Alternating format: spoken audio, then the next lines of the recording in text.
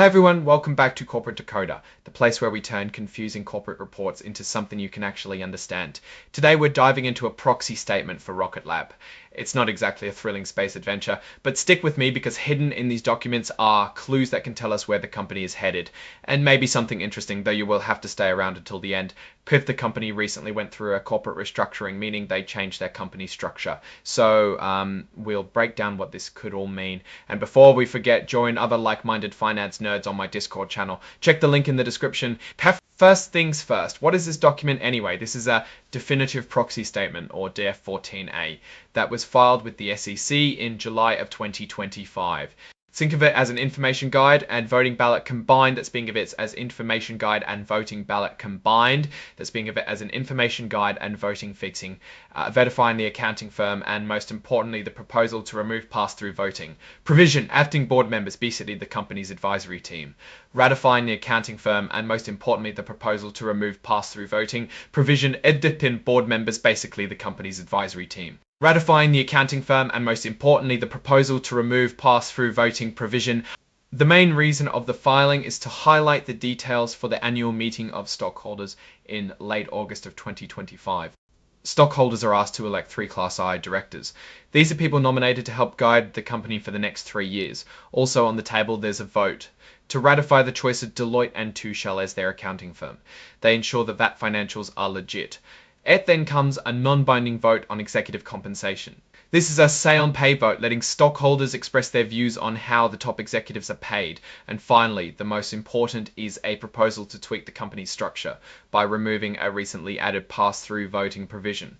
The board is very much encouraging you, if you are holding shares, vote for all of the proposals. In May of 2025, Rocket Lab did a holding company reorganization, which simply means they restructured the company so that Rocket Lab Corporation became the top parent company of Rocket Lab USA. Basically, imagine the parent company holding all the subsidiaries or child companies underneath it. This is where it gets a bit technical. The company wants to remove pass-through voting.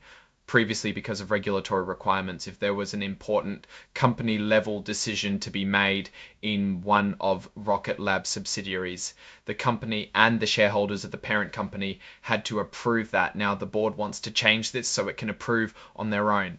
Without all shareholders needing to approve every action in the lower subsidiary. Why do they want this, Kith? It gives the board more flexibility and makes them faster. The company wants to get rid of friction and bottlenecks to be quicker and more efficient when undertaking company level actions. Speaking of the board, let's look at the committees they have in place, including the Audit Committee, Compensation Committee, Nominating and Corporate Governance Committee, and Government Security Committee. The Audit Committee makes sure the finances are legit. Compensation decides how much the executives get paid. Nominating picks out who should be on the board and handles the rules. And Government Security worries about safety, especially regarding sensitive information. Turns out most of the board members are independent, meaning they don't have strong personal ties to the company's management. Our setup is in place to help manage risks, making sure everyone is operating ethically and in the best interest of the company. Now let's address the juicy side of the filing, the executive compensation. These numbers are for 2024. The top dogs include Peter Beck, the CEO, Adam Spice, the CFO, Arjun Company, who is Senior Vice President, General Counsel, and Frank Klein, the Chief Operations Officer. The company wants to line up what the executives make with how well they actually do in their jobs, as well as with the performance of the company. And let's take a look at some key compensation data. Right away, we see most of the compensation for the executives is paid out via stock awards.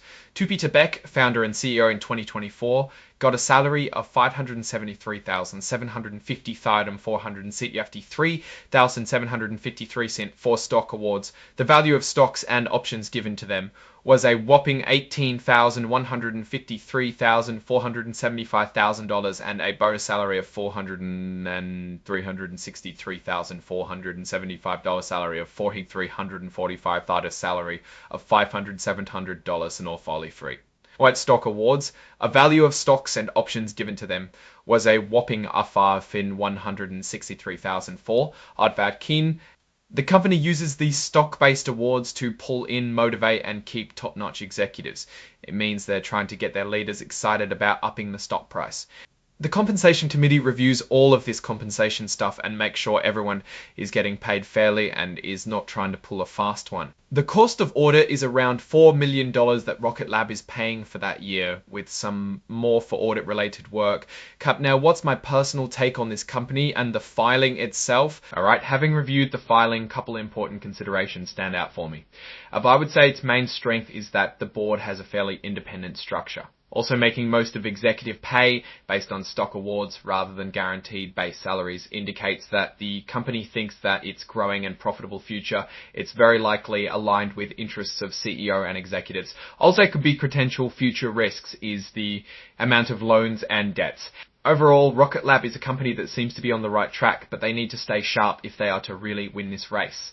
Alright, that's our breakdown of Rocket Lab's proxy statement. What's your take on these numbers and what they signal for the company's future? Drop your thoughts in the comments. If this analysis was valuable, hitting that like button really helps, and subscribe for more deep dives. Don't forget to check out the Discord in the description if you like chatting in real time about these things. Thanks for watching. See you next time.